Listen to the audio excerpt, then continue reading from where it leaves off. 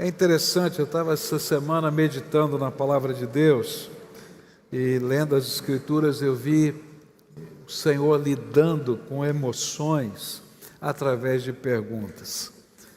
Há momentos em que Deus não fala por meio de afirmações conosco. Eu não sei se já aconteceu isso com você, mas Ele faz perguntas. E há perguntas que Deus nos faz que curam mais do que as respostas que Ele poderia nos dar. Porque às vezes a gente não é capaz de enxergar o que a gente está vivendo dentro da alma. E as perguntas que Ele faz revelam para a gente mesmo o que vai dentro da nossa alma. Essas perguntas vão lá no fundo do nosso coração.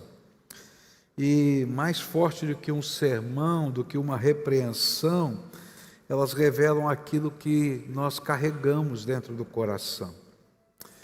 Durante a Segunda Guerra Mundial, um psiquiatra chamado Viktor Frankl, judeu, estava preso em Auschwitz, e ele percebeu que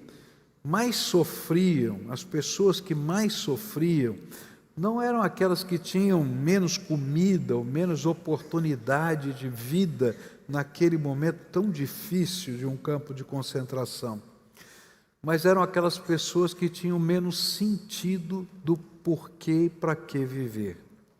E ele escreveu uma coisa interessante, ele disse assim: quando não podemos mais mudar uma situação, somos desafiados a mudar nós mesmos. Eu acho que Deus, quando faz perguntas, Ele não está olhando só para as circunstâncias, porque Ele pode mudar qualquer coisa, mas Ele percebe que diante da nossa realidade, nós precisamos mudar a nós mesmos. E assim como Frankl descobriu o propósito em meio ao sofrimento, as perguntas de Deus buscam curar a nossa alma deformada pela dor. E eu estava meditando especificamente com Jonas, lá no capítulo 4, e eu vou falar sobre esse capítulo hoje. Mas eu percebi que Deus continua perguntando na Bíblia. Ele perguntou para Caim, ele perguntou para Elias, ele perguntou para Jó, ele perguntou para o povo de Deus. E ele faz perguntas interessantes. Ele pergunta para Jonas: é razoável a tua ira? Ele pergunta para Elias: que fazes aqui no meio dessa caverna? E pergunta para Jó, que está reclamando de tudo, não é? Onde estavas tu quando eu fiz isso, aquilo e aquilo outro? E sabe, essas perguntas não querem expor o erro, mas restaurar o coração. Por quê? Porque sentimentos guardados e não tratados, como a ira, a tristeza, o desânimo, o orgulho, a ingratidão, se transformam em prisões que nos afastam da presença de Deus e adoecem a nossa alma e afetam a nossa fé. E hoje eu quero iniciar uma série de mensagens que olham para as perguntas feitas pelo Senhor a pessoas que estavam sofrendo e que precisavam enxergar a verdadeira razão do seu sofrimento. E eu vou começar com a primeira pergunta, aquela que eu estava meditando nessa semana, que é Jonas capítulo 4, versículos de 1 a 4. A palavra de Deus diz assim: mas Jonas ficou muito aborrecido e com raiva. E ele orou ao Senhor e disse: ah, Senhor, não foi isso que eu disse, estando ainda na minha terra? Por isso me adiantei fugindo para Tarsis, pois sabia que tu és Deus bondoso e compassivo, tardio em irar-se, grande em misericórdia, e que mudas de ideia quanto ao mal que anunciaste. Agora, Senhor, peço que me tires a vida. Para mim é melhor morrer do que viver. E o Senhor disse: você acha que é razoável essa sua raiva? Que perguntinha chata, né? Você acha que é razoável a sua raiva? Você já teve algum momento da sua vida que você falou assim: Deus, não aguento mais, marca o dia logo e me leva? Vamos fazer uma brincadeira aqui? Quem já pensou assim ou já orou assim, levanta de leve a mão. Eu vou levantar as duas minhas aqui. Verdade. E aí o Espírito Santo já perguntou alguma coisa para você? Você acha razoável? A primeira coisa que nós notamos aqui é que a ira dominava o coração de Jonas. E essa ira cegou o entendimento espiritual do profeta. Olha que coisa interessante. Profeta pode ter seu discernimento espiritual obscurecido. E não aconteceu só com Jonas, aconteceu com Elias também. Quando os sentimentos não tratados são guardados na alma. Jonas se irou porque Deus é bom. Olha que coisa interessante.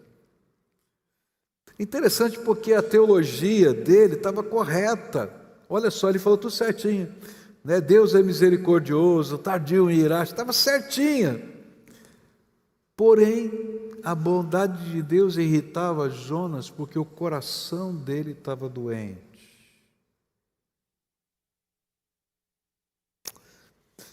O evangelista Billy Graham contou que após uma cruzada, uma senhora muito religiosa o abordou furiosa porque um criminoso local havia ido à frente para entregar-se a Cristo.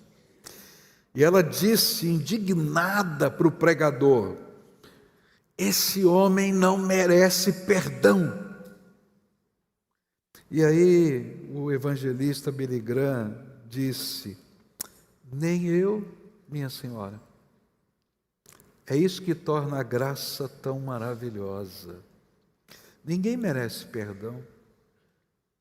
Todos nós somos indignos pecadores. A palavra de Deus diz que nossa justiça é como um pano sujo e imundo diante de Deus. E assim como Jonas, aquela mulher se irou com a bondade de Deus, porque a graça sempre ofende quem acha que tem méritos. E o pior é que porque a gente está sentado num banco de igreja, porque a gente está num culto, às vezes a gente acha que tem méritos. Mas se esquece que se não fosse a graça de Deus, todos nós estávamos perdidos. Por isso o Senhor fez essa pergunta para Jonas: é razoável a tua ira? E o texto nos diz que ele não respondeu à pergunta. E às vezes a gente faz isso. Deus começa a questionar os sentimentos da nossa alma e a gente faz de conta que não ouviu. A gente quer mudar de assunto. A gente quer ler outra coisa. A gente não quer confrontar-se com aquilo que Deus está nos mostrando. E a palavra de Deus vai nos dizer o que estava no coração dele. E aí o versículo 5 diz assim: e então Jonas saiu da cidade, sentou-se num lugar a leste da mesma, e ali construiu um abrigo. Sentou-se na sombra para ver o que aconteceria com a cidade. Sabe o que ele estava lá fazendo, Senhor? Eu quero ver cair fogo do céu nessa cidade. Eu vou querer aqui ficar de camarote assistindo pegar fogo. Mas ele não tinha entendido ainda que ele tinha fugido da missão no capítulo 1, no capítulo 2, por medo, não do fracasso da missão, mas sim por medo do seu sucesso. Isso está logo no versículo 2 aqui desse texto. Por quê? Porque ele amava mais algumas coisas do que o próprio Deus. E esse é o grande problema quando a gente briga com Deus, porque os nossos sentimentos estão em turbilhão dentro da alma, E a gente briga com Deus por não enxergar o que vai dentro da gente. Ele amava mais a nação dele do que Deus que o enviara. Então ele era mais judeu do que crente. Eu conheço alguns que são mais batistas do que crente, mais da PIB de Niterói do que crente. E Deus estava dizendo: olha, você precisa me amar primeiro. Ele amava mais a si mesmo e a sua reputação como profeta diante do seu povo do que cumprir a vontade de Deus. Por que isso? Porque ele tinha profetizado, segundo a vontade de Deus, que Deus iria abençoar a nação, mesmo tendo um rei ruim. Isso está lá em 2 Reis, capítulo 14, versículos 25 e 26, e diz assim: e restabeleceu os limites de Israel, desde a entrada de Ramate até o mar de Arabá, segundo a palavra do Senhor, Deus de Israel, anunciada por meio do seu servo Jonas, filho de Amitai, o profeta que era de Gat-Hefer. É esse aqui. Porque o Senhor viu que a aflição de Israel era muito amarga, porque não havia nem escravo, nem livre, nem quem socorresse Israel. É interessante que ele não foi capaz de entender que o mesmo amor misericordioso usado para com o seu povo poderia ser dado a todas as pessoas. E aí ele estava com medo de voltar para casa e dizer: profetizei a bênção lá no meio dos nossos inimigos. Ele desejava que Deus ouvisse a sua oração e mandasse destruição para aquela nação cruel e sangrenta. E ele estava bravo com Deus porque não estava ouvindo a sua oração. Você já viu essa história? O Senhor pega esse fulano, mata logo esse cara. Ou então, se você é um pouquinho mais manso, só sufoca um pouquinho. E aí o Senhor lhe fez aquela pergunta, porque ele sabia qual era o problema do coração de Jonas.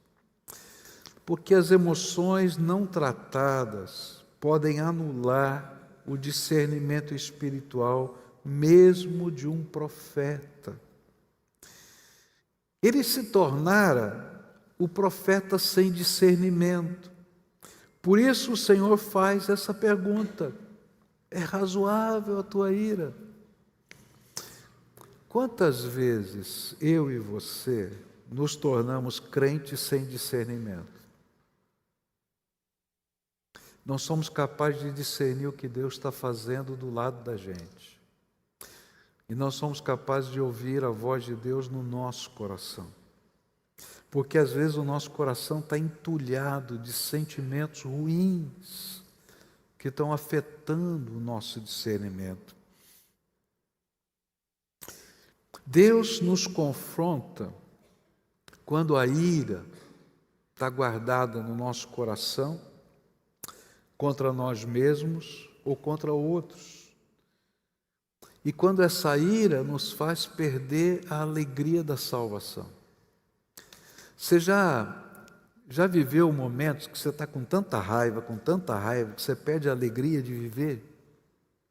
A gente perde a alegria da salvação, da vida abundante que Deus tem dado, das bênçãos que Ele tem nos dado, porque a gente deixa esse veneno corroer a nossa alma. A ira, quando ela não é tratada, ela vira uma doença na alma.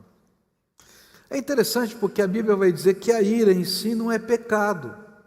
É uma emoção criada por Deus, faz parte do seu ser, não é? Sentir ira, ficar com raiva, faz parte. É uma emoção que vem, é um ímpeto. A palavra de Deus diz que Jesus se irou, lá em Marcos 5. Paulo diz: irai-vos e não pequeis, lá em Efésios 4:26. O problema começa quando a ira não é resolvida, e por isso a Bíblia ensina que nós não devemos deixar durar mais que um dia a nossa ira. Por isso, lá em Efésios 4:26 está escrito: não deixem que o sol se ponha sobre a vossa ira. Então, aqui uma dica para os casais.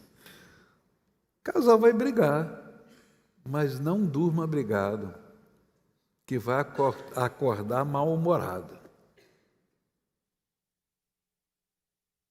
Mas isso não vale só para o casal, isso vale para relacionamento pais e filhos. A ideia de Deus é: resolve o que precisa ser resolvido hoje, não guarda lixo no seu coração.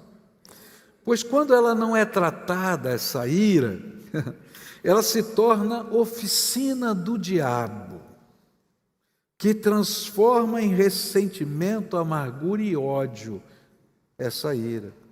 E por isso que Paulo, no verso 27, diz assim: olha, não deixem que o sol se ponha sobre a ira de vocês, nem deem lugar ao diabo. Por quê? Porque quando eu começo a guardar a minha ira, a minha mente começa a maquinar o mal. E quem está maquinando o mal junto com você? O diabo. A ira não tratada não é apenas um problema emocional. A Bíblia está dizendo que é um problema espiritual. Ela se transforma em doença da alma, que contamina o coração, impede o discernimento espiritual, afasta de Deus, destrói relacionamentos. O autor do livro Cura das Emoções Feridas, David Simmons, ele relata nesse livro um caso muito interessante de uma mulher da igreja, crente, mas que vivia doente, com crises de dores pelo seu corpo todo e cansaço insuportável. E durante o aconselhamento, descobriu-se que ela guardava no seu coração uma dor, uma ira, um ódio há mais de 20 anos contra o marido que havia sido infiel. Isso nunca estava resolvido. Sabe, às vezes a gente tem problemas na vida e a gente coloca debaixo do tapete. A gente não faz isso, né? Levantar o tapete e varre a sujeira para baixo, graças a Deus, né? Mas a ideia é essa: a gente cobre a sujeira da dor que está na nossa alma. E aí, naquele tempo de oração, junto com aquele pastor, ela confessou o seu pecado, porque isso é pecado, e decidiu liberar perdão, porque perdão não é uma emoção, uma decisão. E quando ela começou a fazer isso, na presença de Deus, chorando, diz esse autor, suas dores começaram a cessar. Ela voltou ao seu médico, semanas depois, e ela teve que dizer para o médico: não sei explicar, mas é como se o meu corpo tivesse recebido alta junto com o meu coração. É interessante porque hoje a gente sabe que isso é verdade, porque dentro da psicologia existe uma classe de enfermidade da medicina também, chamada doenças psicossomáticas. O corpo fica doente porque a alma está doente. Por isso Deus tem que fazer perguntas para nós. É razoável esse ressentimento que você alimenta? É razoável essa amargura? É razoável essa mágoa que você insiste em nutrir? Porque a ira guardada é como uma planta venenosa que cresce rápido e logo nos sufoca. Mas qual é o remédio para essa doença da alma? O que a Bíblia ensina de como a gente lida com esses sentimentos que estão enraizados dentro da nossa alma? Como é que a gente trata isso à luz da palavra de Deus?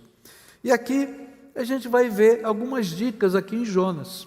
Olha só o que aconteceu, versos 6 a 8 do nosso texto. E então o Senhor Deus fez crescer uma planta, olha que Deus sábio, tremendo. Ele fez crescer uma planta por cima de Jonas, para que fizesse sombra sobre a sua cabeça, a fim de o livrar do seu desconforto. E Jonas ficou muito contente por causa da planta.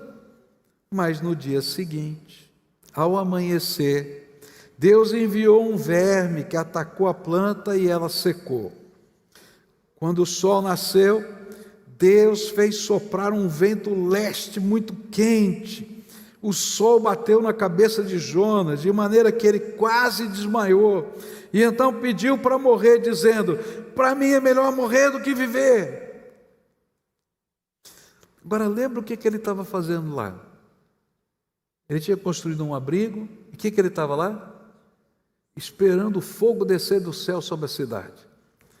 Deus não mandou fogo do céu, mandou um calor danado na cabeça dele.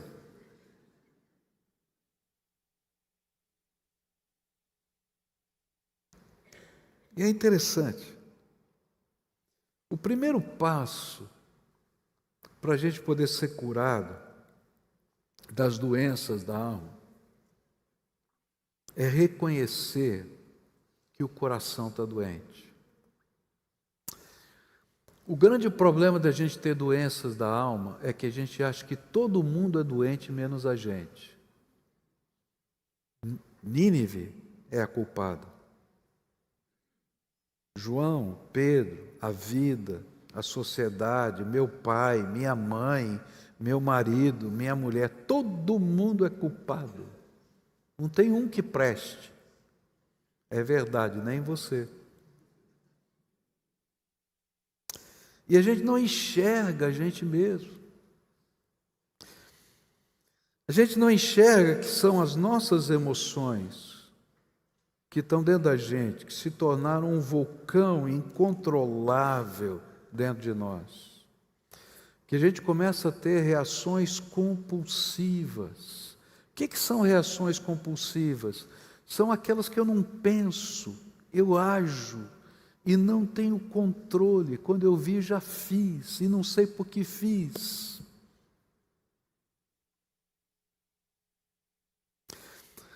Foi por isso que Deus fez crescer a planta que alivia o calor de Jonas, mas a destruiu no dia seguinte para que ele pudesse notar o que havia no coração dele. Jonas não percebeu, mas o problema não estava em Nínive, estava dentro dele. Ele que estava doente. E muitas vezes é assim conosco. Você está carregando o problema dentro do seu coração.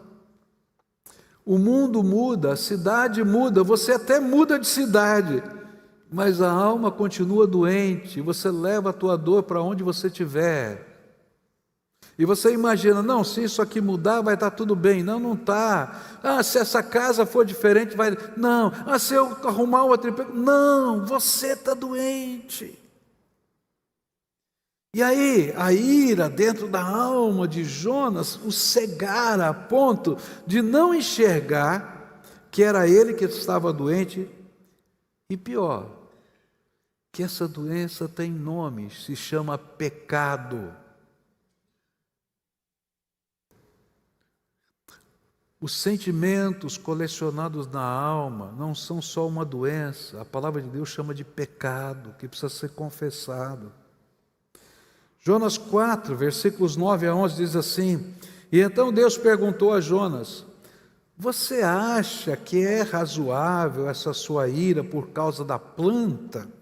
Jonas respondeu: É tão razoável que até quero morrer. E o Senhor disse: Você tem compaixão da planta que não lhe custou nenhum trabalho.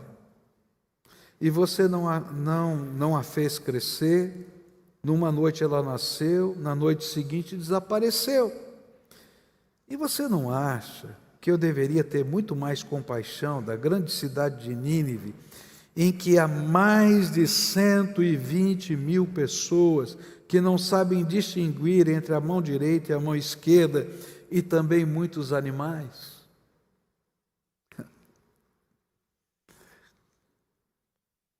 Olha para dentro do seu coração, Jonas. Os testemunhos de Elizabeth Elliot, aquela esposa de Jim Elliot, aquele missionário que foi morto pelos Aucas no Equador, ela escreveu, anos depois, quando ela voltou ao mesmo povo para evangelizá-los, ela escreveu assim: Deus me fez perguntas que eu não queria responder. Eu queria explicações, mas Ele queria entrega. E aqui está a grande luta da gente. Sabe por que a gente não quer tratar as dores da alma? Porque elas se transformaram em tesouros para nós. E a gente tem que colocá-las no altar de Deus. Jonas se trancou na raiva, mas Elizabeth Elliot se abriu à graça. E o mesmo Deus que perguntou a Jonas: é razoável a tua ira? Perguntou para ela: é razoável você desconfiar de mim? Que eu tenho um plano para a sua vida, que eu tenho um propósito para você, que nada nem ninguém vai roubar a bênção que eu já preparei para você. Talvez hoje você esteja como Jonas, lutando com você mesmo, dizendo: não, todo mundo é doente, menos eu. E geralmente essa cegueira vem acompanhada pelo mesmo tipo de sentimento que estava no coração de Jonas. É interessante porque Jonas estava dizendo para Deus: Deus, o Senhor me traiu. Está vendo o que o Senhor fez? O Senhor me obrigou a vir aqui pregar. Mas eu já tinha dito que o Senhor ia fazer. O povo ia se arrepender, o Senhor ia tirar a maldição sobre eles. Está vendo a vergonha que o Senhor me faz passar?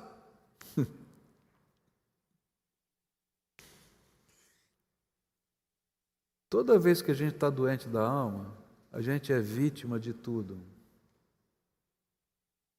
E não percebe que a gente está se tornando o algoz das pessoas. E quando nós nos sentimos assim, nada nem ninguém pode tratar a nossa dor, nem curar a nossa alma. Porque nós ficamos cegos e perdemos o discernimento espiritual. E o pior é que Deus não pode curar aquilo que nós negamos. O processo da cura começa pela confissão. Senhor, quem está doente sou eu, tenha misericórdia de mim. Ele não pode tratar o que não permitimos que Ele trate. Senhor, não mexe aqui não. O Senhor muda tudo, mas não muda o meu coração. Mas como perceber se nós estamos cegos pela nossa dor e pela nossa ira? Porque se eu não estou enxergando, como é que eu posso perceber? Como é que Deus está tratando? E aí Deus coloca algumas ferramentas para ajudar a gente a perceber. A Bíblia dá a seguinte dica, lá em Provérbios 15, verso 18. Quem se irrita facilmente provoca discórdia, mas quem é tardio em ficar irado acalma os conflitos.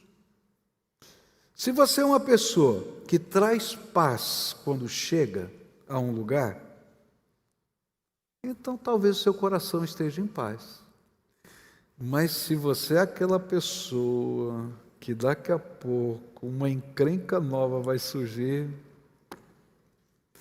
tem alguma coisa errada no seu coração, querido. Esse é um termômetro. E as pessoas que estão à sua volta já viram, só você que não viu. Você conhece gente assim? Fala a verdade. Agora, você já se viu assim?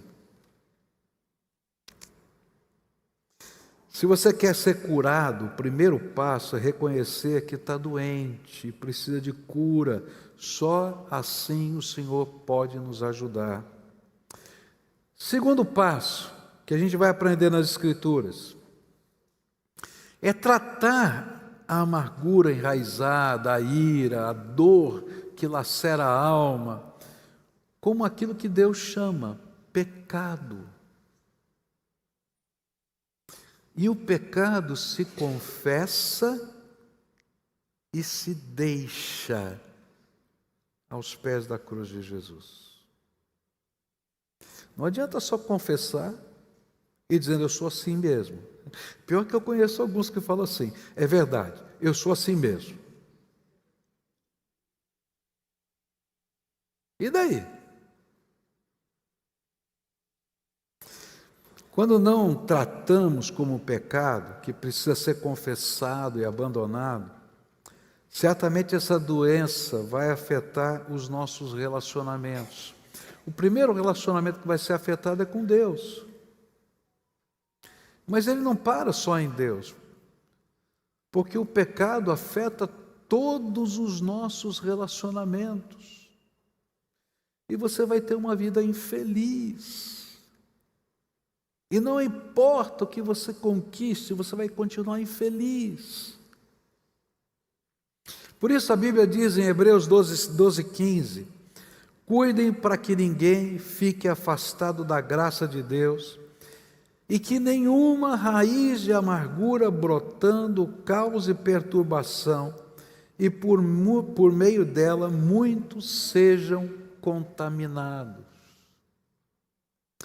Se você não tratar aquilo que está no seu coração como pecado, logo você vai perceber que esses sentimentos que o adoeceram vão afastar você da presença de Deus progressivamente, porque a ira que você tem contra o mundo e contra todos se volta também contra Deus, dizendo, está vendo Deus? Eu já falei para o Senhor, eu falei que ia acontecer, olha aqui, o Senhor abençoou esse povo. Eu não queria vir para cá por causa disso. A culpa é sua, Deus. Quem me botou aqui? Eu não queria. Eu não pedi essa bênção. Eu não pedi esse milagre. Eu não pedi essa graça. Era melhor se eu não tivesse me dado. Quem mandou o senhor fazer o profeta?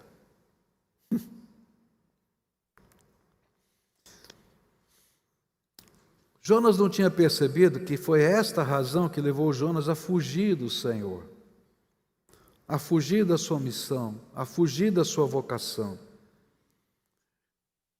Eu conheço muitas pessoas que se afastaram do Senhor, da sua igreja, por causa de dores da alma. O meu pastor não me visitou, o diácono fulano de tal foi grosso comigo, Beltrano não sei o que lá. Queridos, isso é pecado, porque Jesus morreu na cruz por você, e Ele é o Senhor da sua igreja.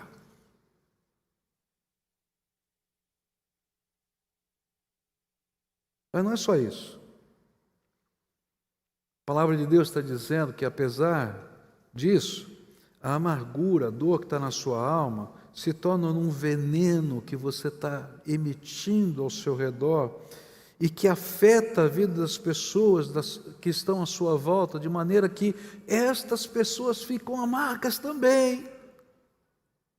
E a sua dor contamina e adoece outras pessoas, que poderão também afastarem-se do Senhor, porque foram contaminadas pela mesma doença que você tem.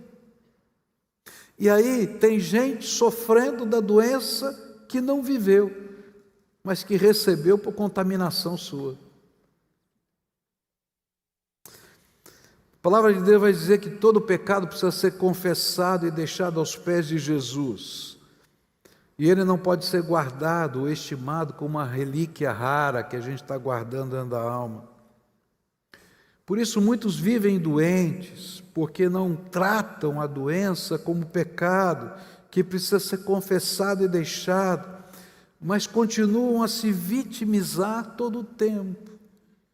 Eu sou vítima da igreja, eu sou vítima do pastor, eu sou vítima do meu pai, eu sou vítima da minha mãe, eu sou vítima da sociedade, eu sou vítima dos ricos, eu sou vítima dos pobres, eu sou vítima.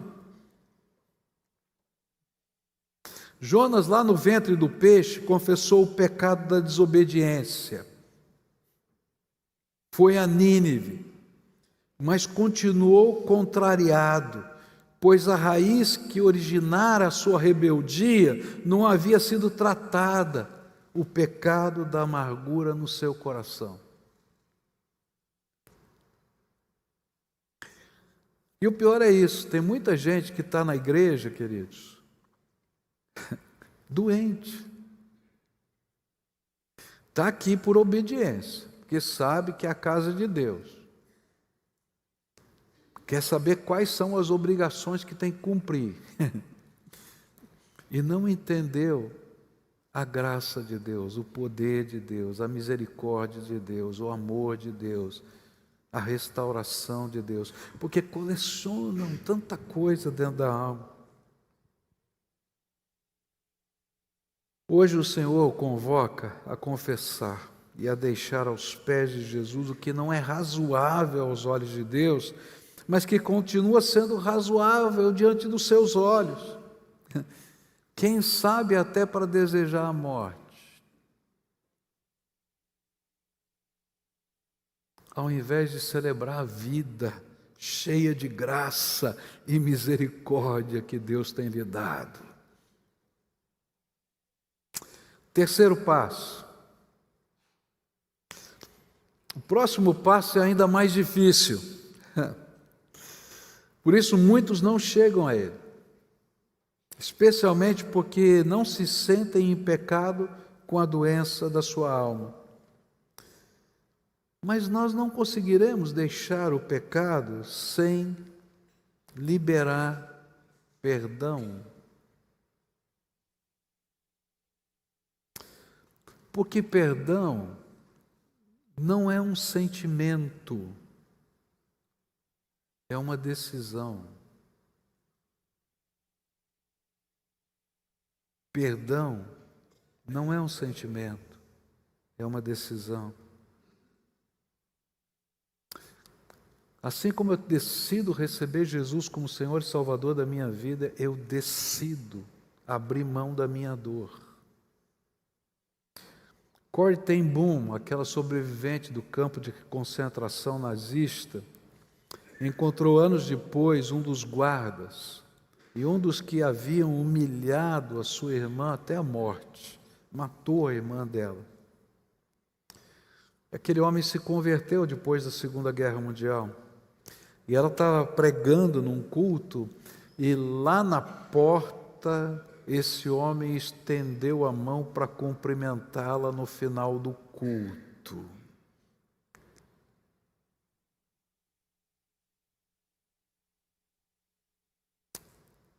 Corrie escreveu no seu livro: por um instante a minha alma congelou. Estendo a mão ou não estendo a mão?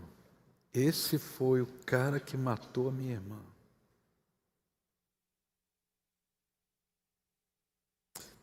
Mas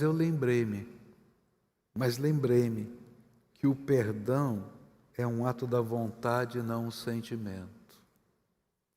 E quando ela estendeu a mão e o perdoou, ela escreveu no seu livro: senti o amor de Deus fluir em mim como nunca antes. A gente não consegue sentir a plenitude do amor enquanto a gente não aprende a liberar perdão. Porque o amor vai ficar sempre com reservas, com medo. O medo de ser traído, o medo de ser abandonado, o medo de alguém falhar com você, o medo de eu sofrer de novo. O grande medo é esse: eu não quero sofrer, então eu construo muros ao meu redor para que ninguém invada o meu pedacinho, porque eu não quero sofrer, mas eu não vivo e não deixo ninguém viver.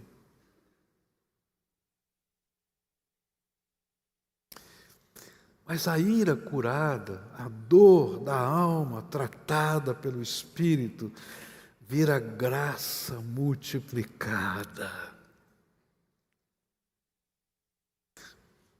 Porque quando a gente perdoa, a gente quebra o ciclo da desgraça, que nos faz sentir vítimas dos outros e não protagonistas da nossa própria história com a graça de Deus. Quando a gente está preso ao passado, meus irmãos, a gente é vítima, aprisionada e não tem saída. Mas quando a gente libera a alma, quando essas coisas começam a ser tratadas pelo Espírito Santo de Deus, a gente se torna protagonista da nossa história. Eu vou construir a minha vida.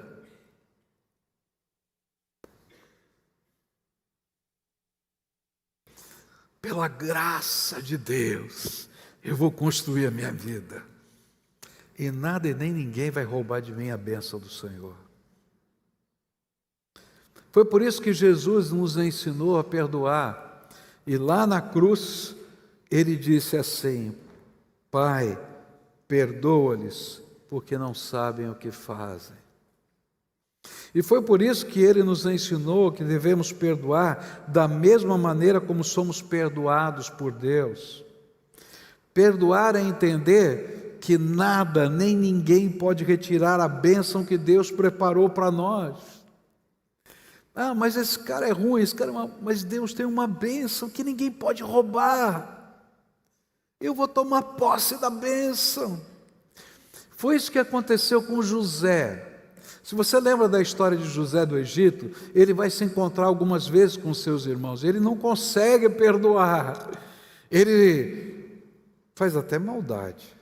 Põe a caneca, põe o dinheiro, manda os soldados ir lá perseguir, põe o irmão na cadeia. Lembra disso?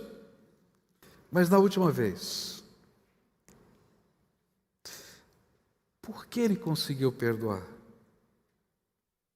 Porque ele entendeu que todas as profecias sobre ele nunca foram impedidas de serem cumpridas e que Deus nunca deixou de abençoar, mesmo quando ele parecia ser um amaldiçoado. Por isso ele conseguiu perdoar. Olha o que ele vai dizer em Gênesis 45, 5. Agora, pois, não fiquem tristes. Olha só, ele está dizendo para os irmãos: não fiquem tristes, nem irritados contra vocês mesmos, por terem me vendido para cá, porque foi para a preservação da vida que Deus me enviou adiante de vocês. Vocês não conseguiram roubar a minha bênção, e ninguém vai roubar a sua bênção. Liberar perdão é ter condições de conviver com quem nos feriu. Se eu não consigo conviver com quem nos feriu, eu não perdoei. E isso é um ato de fé, de entrega, de certeza, de que nada nem ninguém pode nos afastar da bênção que o Senhor preparou para nós. Por isso hoje eu venho aqui dizer para vocês: você precisa crer que Deus tem uma bênção para você e que a única pessoa capaz de impedir essa bênção para você é você mesmo. Ninguém vai roubar a bênção que Deus preparou para você. Agora, você pode se afastar de Deus. E você pode, definitivamente, abandonar a bênção da presença de Deus. Então, tenha coragem de crer no plano de Deus. Que Deus tem um plano que transforma o mal em bem. Que o vale da desgraça Deus transforma em vale da bênção. Eu li isso nas Escrituras Sagradas, eu nunca tinha entendido profundamente. O vale da desgraça, o vale de Acor. E aí um dia eu fui visitar o vale de Acor lá em Israel. E hoje é uma praça muito linda, um parque, na verdade, muito lindo. Outras pessoas fazem piquenique. E aí, quando eu estava andando lá, me veio esse texto na mente. Deus cumpriu a sua profecia. O vale da desgraça virou o vale da bênção. Olha o povo celebrando aqui. Ninguém rouba a bênção de Deus da nossa vida. Podem tentar. Mas se Deus é por nós, você acredita mesmo nisso? Então descansa nele. Última coisa, meu tempo acabou. Vou correr aqui. O próximo passo para a cura da alma é buscar ser cheio do Espírito Santo. Gálatas 5, verso 16 diz assim: digo, porém, o seguinte: vivam no Espírito, e vocês jamais satisfarão os desejos da carne. O que a Bíblia vai dizer para a gente é que, por que é tão difícil a gente lidar com essas dores da alma que estão dentro da gente? É porque há uma luta dentro da nossa alma. Essa luta você pode chamar de sentimentos, emoções, mas a palavra de Deus chama de obras da carne. É interessante. A palavra de Deus chama de obras da carne. Ou seja, uma luta da nossa natureza animal contra aquilo que o Espírito Santo está infundindo em nós, que é uma nova natureza espiritual, que procede da graça de Deus e da presença dEle no nosso coração. O homem humano, natural, carnal, ele não quer perdoar. Se possível, ele mata. Não é isso mesmo? A gente não mata porque tem medo. E se não consegue matar, se mata, para fugir da dor. Agora, o que é isso, segundo a Bíblia? É a nossa natureza animal. E a Bíblia diz que o fruto disto são as ações e sentimentos que têm destruído a nossa alma, desejos consumidores que nos destroem, atitudes extemporâneas, compulsivas, que nos machucam. A Bíblia chama de carne. Por isso a gente precisa ser cheio do Espírito. Porque se a gente deixa o Espírito Santo inundar a nossa vida, ele transforma o nosso coração para algo novo, que não tem nada a ver com a nossa natureza carnal, mas que é resultado da presença do Espírito que infunde uma nova mentalidade, uma nova maneira de enxergar a vida, e daí vem a vida abundante, de alegria, de graça em todas as situações da vida. Agora, ser cheio do Espírito, queridos, não é uma coisa que você vive num ato. Ah, você teve uma experiência na montanha e ficou cheio do Espírito pro resto da vida. Mentira. Você precisa ser cheio do Espírito Santo todo dia, porque existe uma luta entre a sua carne e o seu espírito. Perguntaram para Moody, aquele grande pregador do passado, alguém disse para ele assim: pregador, por que eu preciso ser cheio do Espírito Santo repetidamente? E ele respondeu: porque o vaso. Sabe, o Senhor derrama graça e você consome essa graça. Não é verdade isso? Todo dia Deus tem que derramar uma nova graça sobre nós, senão a gente está vazio outra vez. Se você é daqueles que só tem comunhão com Deus no domingo, você está perdido. Chegou segunda-feira de manhã, você já está vazio. Tem que buscar Deus de novo. tem que ter comunhão com Deus todo dia, tem que buscar ser cheio do Espírito Santo todo dia. A cura da alma é um ato contínuo de Deus. Cada dia o Espírito Santo precisa ocupar os espaços que a ira e o orgulho deixaram vazios. Jonas não permitiu isso, e por isso ele termina o livro sentado e amargurado. Mas Paulo, cheio do Espírito Santo, estava na prisão cantando. E esse é o segredo que Paulo nos ensina. Filipenses 4, versículos 11, 12 e 13. Aprendi a viver contente em toda e qualquer situação. Aprendi o segredo de toda e qualquer circunstância. Tudo posso naquele que me fortalece. Vida abundante a gente vive em toda e qualquer circunstância da vida. Toda e qualquer circunstância da vida. Vida abundante é descobrir a bênção, o poder, a satisfação, a plenitude, a alegria da salvação em toda e qualquer circunstância da vida, porque o Espírito Santo que nos enche é suficiente e é Ele quem nos sustenta. Querido, não preciso ficar amargurado com ninguém, porque a graça de Deus está sobre a minha vida. Eu me lembro de um dia que fui fazer um funeral, deixei o carro na porta do cemitério e fui lá para dentro, participei do funeral. Quando eu saio, na verdade não foi no cemitério, foi na porta de uma igreja, onde eu fui pregar e a gente iria para o cemitério. Quando eu saio da igreja, eu vou para o lugar que eu tinha deixado o carro. E eu olhei assim e falei, mas eu deixei meu carro aqui. Será que eu esqueci o lugar que eu deixei o carro? Porque às vezes a gente esquece. Eu olhei de novo, falei, mas eu deixei meu carro aqui. Aí peguei o botãozinho aqui, apertei, né, para ver se toca a buzina, sabe?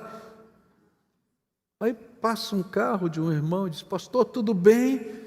Eu olhei e falei, não sei não, acho que roubaram meu carro. Então, aí eu fiquei tão indignado. Senhor, estou aqui pregando a sua palavra. Entendeu? E roubam meu carro.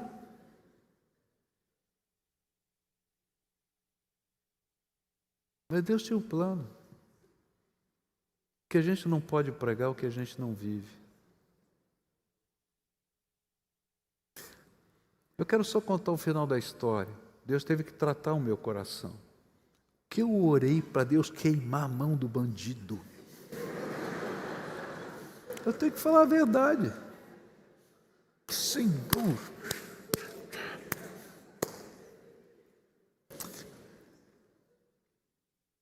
Mas a nossa alegria não depende dos fatos que ocorrem, mas da graça de Deus que nos sustenta. Final da história, eu tinha seguro. E na época, o seguro pagava por uma tabela, não me lembro mais como é que era. Eu sei que o dinheiro que o meu carro valia era muito menor do que o seguro ia pagar por aquela tabela. Eu peguei um carro zero. Quando eu fui buscar o carro zero, o Senhor falou assim, ô burro, o que você quer agora? Assim, todas as coisas contribuem para o bem daqueles que amam a Deus. O diabo pode tentar destruir a tua vida, mas você tem um Deus que te ama. E quando a gente aprende a depender de Deus, nada nem ninguém vai roubar a alegria da gente. Porque eu sei em quem tenho crido, a minha confiança não está nisso, naquilo, nos outros. Eu entrego para Deus e sigo a minha vida. Agora, se eu ficar colecionando, eu vou ficar doente. E eu me torno vítima e não protagonista da minha história. E Jesus me chamou para ser protagonista da minha própria história, com a graça de Deus. Eu vim aqui hoje em nome de Jesus, e essa série a gente vai trabalhar muitas coisas doídas. Dizer para você, Deus te chamou para ser protagonista da sua história. Pega o lixo que está no teu coração e dá nome para ele. Agora lembra que a Bíblia chama de pecado. Isso que está aí no teu coração é pecado. A gente confessa e deixa nos pés da cruz. E se tem alguma dor, decida, em nome de Jesus, pela graça de Deus, perdoar. Decida. Isso não é um sentimento, é uma decisão. Eu vou dizer para você como é que eu lido com isso. As pessoas que Deus trabalha na minha alma para perdoar, porque todos nós temos marcas na nossa alma, são essas que eu faço questão de estar junto. Porque se eu não tiver coragem de estar junto, eu não perdoei. E aí Deus vai pegar e puxar minha orelha. São essas que eu quero abençoar. São essas que eu vou fazer algo para fazer crescer, para abençoar. Porque se eu não tiver coragem de fazer isso, eu não aprendi a lição de Deus para a minha vida.